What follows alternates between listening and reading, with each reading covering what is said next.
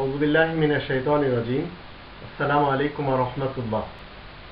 আজ আমরা দেখতে পাচ্ছি সিরিয়ার উপরে, ইরাকের উপরে, ফিলিস্তিনের উপরে এবং আফগানিস্তানের উপরে এই যে সমস্ত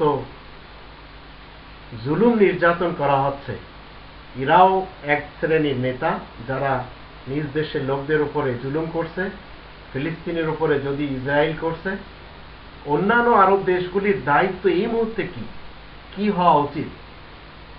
এই সিচুয়েশনে মুসলিম নেতাদের করণীয় কি? যারা নিজেদেরকে মুসলিম হিসেবে দাবি করছেন, যদিও প্রকৃতপক্ষে কোরআনের দৃষ্টিতে আমরা তাদেরকে মুসলিম শুধু নামে পাই, আমলে তারা অমুসলিম এবং ইহুদিদের থেকেও ভয়ানক।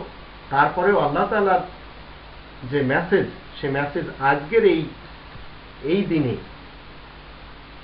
যে এই দেশগুলির লোক সবাই ইউরোপের দিকে ধাবিত হচ্ছে, তো মুসলিম নেতাদের করণীয় কি সে ব্যাপারে আমরা কোরআনের যদি ৮ নম্বর সূরা আল-আনফাল এর ৭২ থেকে ৭৫ দেখি, এখানে আমরা দেখতে পাবো আল্লাহ বলেন, ইন্নাল্লাযীনা আমানু ওয়া হাজারু ওয়া জাহাদু বিআমওয়ালিহিম ওয়া আনফুসিহিম ফি সাবিলিল্লাহ ওয়াল্লাযীনা আওয়াউ ওয়া নাসারু উলাইকা বা'দুহুম আউলিয়াউ বা'দ ওয়াল্লাযীনা আমানু ওয়া লাম ইউহাজিরু মা লাকুম মিন ওয়ালায়াতিহিম মিন শাইইন হাত্তা ইউহাজিরু ওয়া ইন ইসতানসারুকুম ফিদ-দীন ফা'আলাইকুমুন নাসরু ইল্লা আলা কওমিন বাইনাকুম ওয়া বাইনাহুম মিসাক ওয়াল্লাহু বিমা তা'মালুনা বাসীর ওয়াল্লাযীনা কাফারু বা'দুহুম আউলিয়া বা'দ ইল্লা তাফআলুহু তাকুন ফিতনাতুন ফিল আরদ ওয়া ফাসাদুন কাবীর ওয়াল্লাযীনা আমানু ওয়া হাজারু ওয়া জাহাদু ফি সাবিলিল্লাহ ওয়াল্লাযীনা আওয়াউ ওয়া নাসারু উলাইকা হুমুল মুমিনুনা হাক্কান লাহুম মাগফিরাতুন ওয়া রিজকুন কারীম ওয়াল্লাযীনা আমানু মিন বা'দু ওয়া হাজারু ওয়া জাহাদু মা'আকুম ফাউলাইকা মিনকুম ওয়া উলুল আরহামি বা'দুহুম আওলা বিবাদিন ফি কিতাবিল্লাহ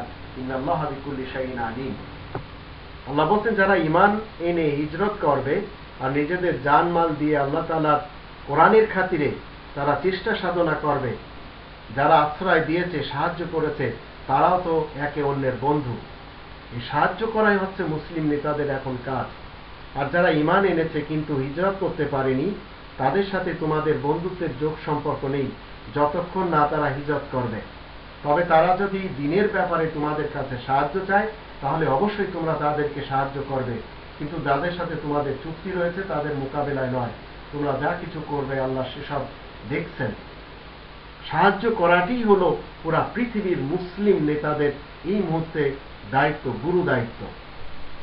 আর যারা আয়াত গোপনকারী, তারাও তো নিজেদের মধ্যে একে অপরের বন্ধু, এই কাফেররা। সুতরাং তোমরা যদি তা না করো, তাহলে দুনিয়ার বুকে ফিতনা ফাসাদ সৃষ্টি হবে, নিদারুণ বিপর্যয় দেখা দিবে। আর যারা ঈমান এনেছে, হিজরত করেছে আর আল্লাহ তাআলার কোরআনের খাতিরে সংগ্রাম করে যাচ্ছে, যারা আশ্রয় দান করেছে, সাহায্য করেছে, তারা সবাই সত্যকার মুমিন। মুসলিম দেশগুলি যদি এই মুসলিমদেরকে সহযোগিতা না করে, তাহলে এরা শুধু নামেই মুসলিম, কাজে এরা সবাই ইহুদিদের খাদেম এবং শয়তান আর ইবলিসের চেলা। তাদের জন্য তো ক্ষমা এবং সম্মানজনক রুজি রয়েছে। পরে যারা ঈমান আনবে, হিজরত করবে আর তোমাদের সাথে শরীক হয়ে সংগ্রাম করবে, তারাও তোমাদের দলভুক্ত আর ঘনিষ্ঠ আত্মীয় স্বজন, একে অপরের বন্ধু। সে তো আল্লাহ তাআলার বিধান মোতাবেক একথা সত্য সুনিশ্চিত যে আল্লাহ তাআলাই সবকিছু জানেন। আজকের মুসলিম উম্মাহ, এই যে বিতাড়িত মুসলমান যারা নিজ নিজ দেশে থাকতে পারছে না, এদের আশ্রয় দেওয়ার দায়িত্ব হচ্ছে মুসলিমদের। কিন্তু আজ ইউরোপিয়ান ইউনিয়ন এদেরকে জায়গা দিচ্ছে, যদিও এরা বিভিন্নভাবে কৌশল করছে এরা যেন কোনোভাবে খ্রিস্টান হয়ে যায়, আবার অনেকে খ্রিস্টান হয়েও যাচ্ছে। তো এর গুরু দায়িত্ব হলো মুসলিম নেতাদের উপরে, কিন্তু এরা জায়গা দিতেই রাজি না। আমাদের বাংলাদেশে যদি মায়ানমার থেকে কিছু শরণার্থীরা আসে, তাদেরকে তো ধুৎকার দেওয়া হয়, তাদেরকে তো ভাই হিসেবে আমরা গণ্য করতে রাজি না।